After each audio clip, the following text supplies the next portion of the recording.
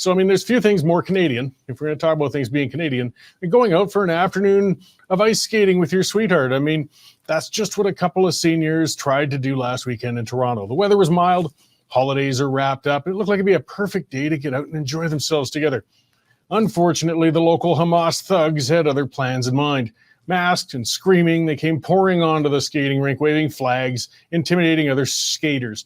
The older gentleman was upset, and he let the protesters know as much. He spoke up. So they chased him, and one of the thugs even laid a hand on him. The man's wife intervened, and they managed to skate away, but their day was ruined, as with dozens of other people who came out to skate. There were police in the area, but they meekly stood aside and just let the intimidation happen. This pattern is getting really common.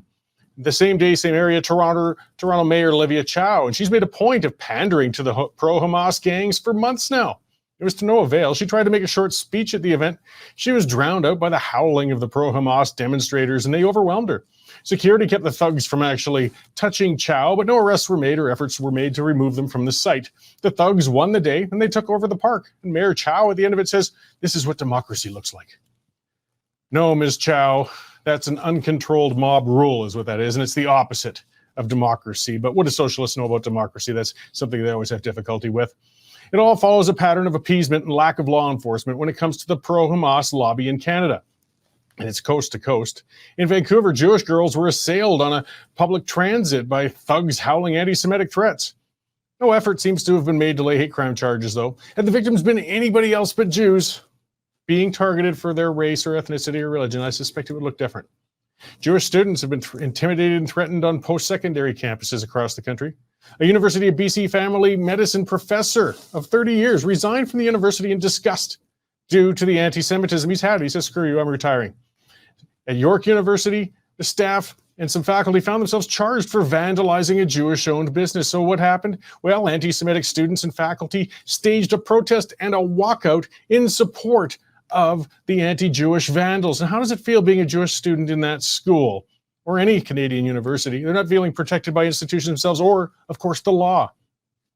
While they were trespassing to try and block commerce at a Jewish-owned business in a mall in Toronto, we saw that. One of the protesters took the time to threaten to kill somebody right in front of the police officers.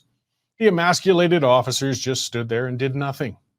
The ongoing incidents of pathetic policing are too long to list. I'm going to finish with the granddaddy of them, though, in Canada. When Hamas supporting anti-Jewish protesters, they've been regularly and illegally blocking an exit in Toronto from a freeway going into a Jewish community. Yes, pure targeting and terrorizing of the local Jewish community and population. Be considered a hate crime, as I said, with any other community. In response, the police officers acted as concierges and blocked the road for these guys and brought them nice hot cups of coffee to help them beat the chill while they spread their hatred and intimidation. I wish I was making this up. So how has this campaign of appeasement of Hamas thugs been going? Have the anti-Semitic incidents declined? Have pro-Hamas protests become less aggressive, or are they starting to obey local laws? Of course not.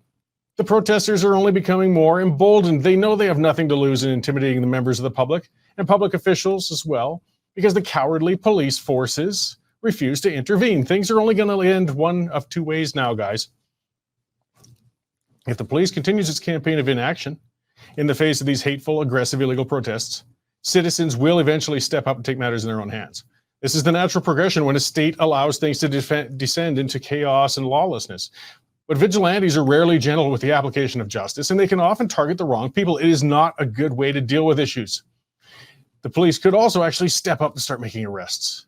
Hate crimes, death threats, they can carry some serious sentences. That is when those charges are laid. So get on with it. You know, you don't need to arrest them all. They just need to arrest some of them. Arrest the leaders. Give them serious charges. Rest assured, many of the protests will suddenly back down for fear of being incarcerated or getting fines or losing work, or perhaps their student visas or residency in the country, depending on their citizenship status, might be at risk. I suspect those protests would suddenly fall dramatically. As it is now, though, these extremists have nothing to lose and they know it. This shouldn't be that complicated, but it won't get any easier for waiting. Multiple Jewish schools have been shot at.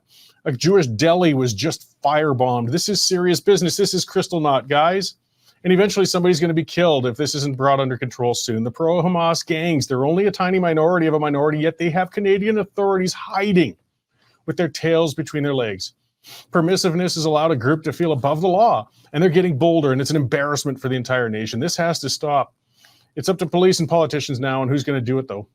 It'd be better if authorities found their balls and did it themselves. But if not, citizens will. I just wish the government and police would do their jobs.